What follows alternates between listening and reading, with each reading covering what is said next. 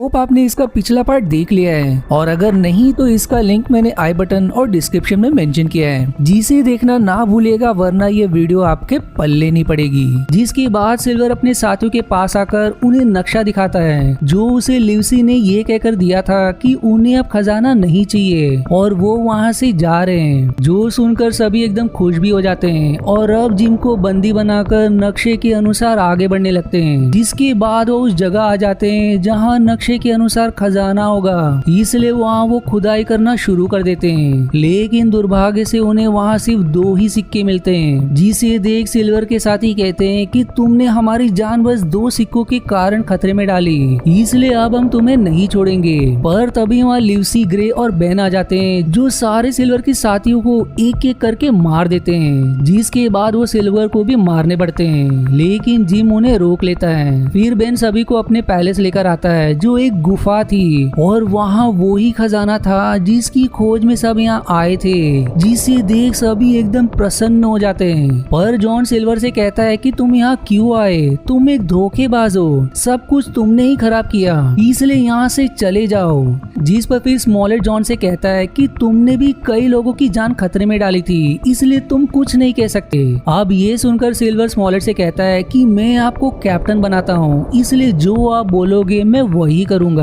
जिस पर फिर स्मॉलेट लिवसी से कहकर सिल्वर को बंदी बना लेता है। अब अगले दिन बेन जिम से कहता है कि तुम अपने घर जाना चाहते हो तो चले जाओ, मुझे मेरा ये घर ज्यादा प्यारा है। वो फिर उसे बाइबल के कुछ पन्ने देता है जो उसकी सफर में रक्षा करेंगे। जिसके बाद सभी सारा खजाना लेकर अपनी जहाज में चढ़ा देते हैं और अपने गाँव की तरफ रवाना हो जाते हैं। पर रास्ते में जिम को वो सारी चीजें याद आती है जो उसके साथ हुई और उसे ये भी समझ आता है कि जो भी हुआ वो सिर्फ इसी खजाने की वजह से, और इसी खजाने के कारण कितने लोगों ने अपनी जानें गंवा दी। इसलिए अगर ये खजाना हमारे पास नहीं होता तो आज सभी जीवित होते।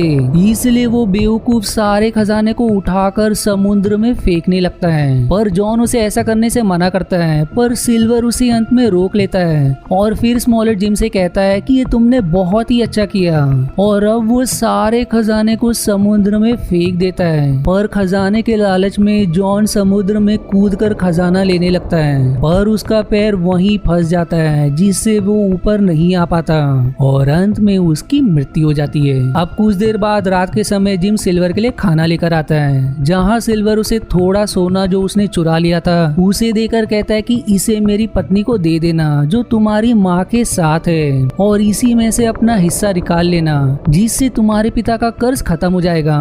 जिस पर फिर जिम खुश होकर वहाँ से चला जाता है और जब सिल्वर अपना खाना देखता है तो उसमें उसे चाबी मिलती है जिससे वो अपने आप को छुड़ा लेता है। जिसके बाद जिम उसके लिए एक छोटी नाव का बंदोबस्त करता है और उसे उसका चुराया हुआ सोना भी दे देता है। इस पर फिर सिल्वर कहता है कि आज के बाद कभी भी तुम किसी सफर पर जाओगे तो अपने दोस्त सिल्वर को याद करना, मैं हमेशा तुम्हारा साथ देने के लिए तैयार होऊंगा। जिसके बाद वो वहाँ से चला जाता है और अब जिम फिर से नाव पर आ जाता है और इसी हैप्पी एंडिंग के साथ ये 3 घंटे वाली मूवी यहीं समाप्त हो जाती है। अब अगर इस मूवी की छोटी जानकारी दे तो ये एक नॉवल ट्रेजर आइलैंड पर आधारित है जिसका ओरिजिनल नेम था the sea cook a story for boys, जिसे स्कॉटिश नॉवेलिस्ट रॉबर्ट लुइस ने 1881 में लिखा था। और इस नॉवेल पर और भी मूवीज बनी है जिसमें से एक मूवी ये खुद भी है। आई होप आपको इस तरह की मूवी पसंद आती है और अगर हाँ तो मुझे कमेंट में जरूर बताएं। और